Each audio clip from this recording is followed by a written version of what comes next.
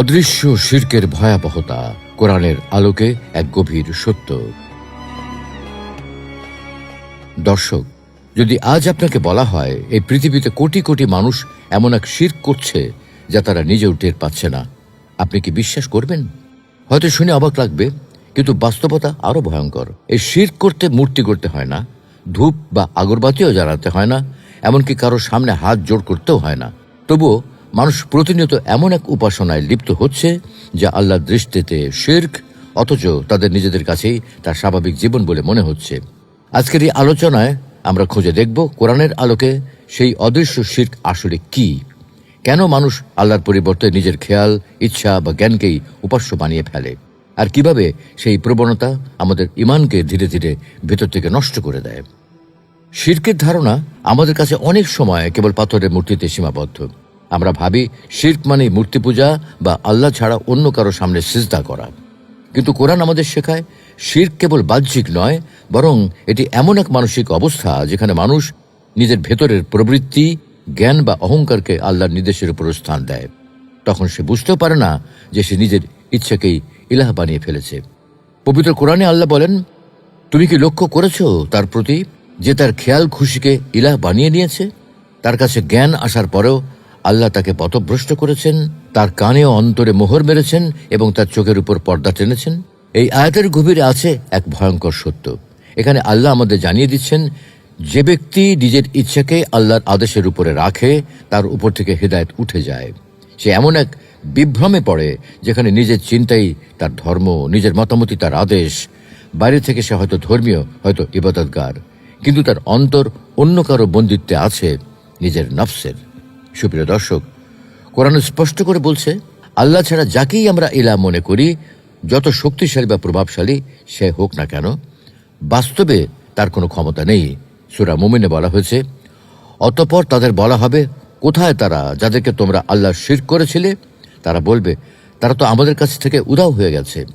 অর্থাৎ যারা আল্লাহকে বাদ দিয়ে অন্য কিছুকে ইলাহ বানিয়েছিল, তারা পরকালে বুঝবে যাদের উপর তারা নির্ভর করেছিল তারা আসলেও নিজেরাও অসহায় ছিল। জাহান্নামে পৌঁছে তারা স্বীকার করবে, আমাদের উপাস্যরা আজ কোথায়? তারা তো আমাদের সাহায্য করতে পারল না। তখনই তারা বুঝবে পুরো জীবন তারা এক ভ্রান্তির পেছনে ছুটেছিল। এই আয়াত শুধু মূর্তি পূজকদের কথা বলছে না, বরং প্রতিটি সেই মানুষকে স্মরণ করে দিচ্ছে যারা আল্লাহর পরিবর্তে অন্য কারো আদেশ, প্রভাব বা মতামতকে প্রাধান্য দেয়। আধুনিক সময়ের অনেকেই নিজেদের জ্ঞান, যুক্তি বা সামাজিক অবস্থানকে আল্লাহর বাণীর চেয়ে গুরুত্বপূর্ণ মনে করে। অথচ কোরআন স্পষ্ট বলে দিয়েছে, যদি তোমরা তাদের কথা মান্য করো তবে তোমরা অবশ্যই মুশরিক হয়ে যাবে। এখানে তাদের বলতে বোঝানো হয়েছে শয়তান ও তার অনুসারীদের। অর্থাৎ শয়তান যখন আমাদের মনে এমন চিন্তা ঢুকে দেয় যে আমার বুদ্ধিটাই সঠিক, আমার সিদ্ধান্তটাই বড়, তখনই আমরা শিরকের দিকে এগিয়ে যাই অজান্তে। কোরআনের বাণী আমাদের শিখিয়েছে অহংকারী শিরকের মূল। ইবলিস শয়তান কখনো আল্লাহর অস্তিত্ব অস্বীকার করেনি, কিন্তু যখন আল্লাহ তাকে আদেশ করলেন আদম আলাইহিস সালামকে সিজদা করতে, সে বলল, আমি তার চেয়ে শ্রেষ্ঠ, আমাকে আগুন দিয়ে সৃষ্টি করা হয়েছে আর তাকে মাটি দিয়ে। এই এক কথাতেই সে নিজের বিচারকে আল্লাহর আদেশের উপর স্থান দিল। এখানেই শুরু হলো তার পতন, এখানেই শুরু হলো অহংকারের শিরক। সেদিন থেকে শয়তান মানুষকে সেই একই ভুল শেখাতে থাকে। তুমি নিজে চিন্তা করো, নিজের পথ নিজেই ঠিক করো, আল্লাহর আদেশ মানলে স্বাধীনতা হারাবে। এই প্রতারণায় মানুষকে ধীরে ধীরে এমন অবস্থায় নিয়ে যায় যেখানে সে নিজের মনের ইচ্ছেকেই ঈশ্বরের মতো মানে। অহংকার আসলে কোনো বাস্তব জিনিস নয়, এটি এক মানসিক প্রতিচ্ছবি। যেমন কেউ যদি বিকৃত আয়নায় নিজের প্রতিফলন দেখে ভাবে সে অনেক বড়, শক্তিশালী ও সুন্দর, অথচ বাস্তবে সেটা কেবল বিকৃতি। অহংকারও ঠিক তেমনি মনের বিকৃত প্রতিচ্ছবি, যা মানুষকে নিজের দুর্বলতা ভুলিয়ে দেয়। অহংকার মানে কেবল গর্ব নয়, বরং এটি সেই অবস্থান যেখানে মানুষ নিজের মতামতকে আল্লাহর বাণীর উপরে রাখে। যখন আমরা বলি এই বিষয়টা আমি অন্যভাবে দেখি, অথচ জানি কোরআন হাদিস এর বিপরীত কথা বলছে, তখন সেই ভাবনাটাই আমাদের অন্তরে অদৃশ্য শিরকের বীজ বপন করে। দর্শক, যদি আমরা ভাবি শয়তান শুধু বাহ্যিকভাবে প্ররোচনা দেয়, তাহলে আমরা ভুল করব। সে মানুষের ভেতরেই কাজ করে। ইবলিস যখন আল্লাহর কাছে কিয়ামত পর্যন্ত অবকাশ চেয়েছিল, সে 4টি জিনিসও দাবি করেছিল: কিয়ামত পর্যন্ত জীবিত থাকা, জীবিকার ব্যবস্থা পাওয়া, অদৃশ্য হওয়ার ক্ষমতা এবং মানুষের দেহে রক্তের মতো চলাফেরা করার অনুমতি। আল্লাহ থেকে অনুমতি দিয়েছিলেন, কিন্তু পরীক্ষার জন্য, শক্তির জন্য নয়। আজও সে সেই ক্ষমতা ব্যবহার করে মানুষের অন্তরে সন্দেহ ঢুকিয়ে দেয়। এটা করলে কেউ কিছু বলবে না, আল্লাহ তো ক্ষমাশীল, নিজের ভালোটা আগে ভাবো।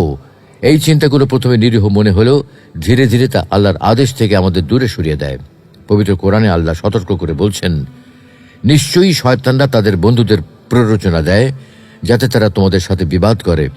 যদি তোমরা তাদের কথা মান্য করো তবে তোমরা অবশ্যই মুশরিক হয়ে যাবে। এই আয়াতের বার্তা অত্যন্ত স্পষ্ট।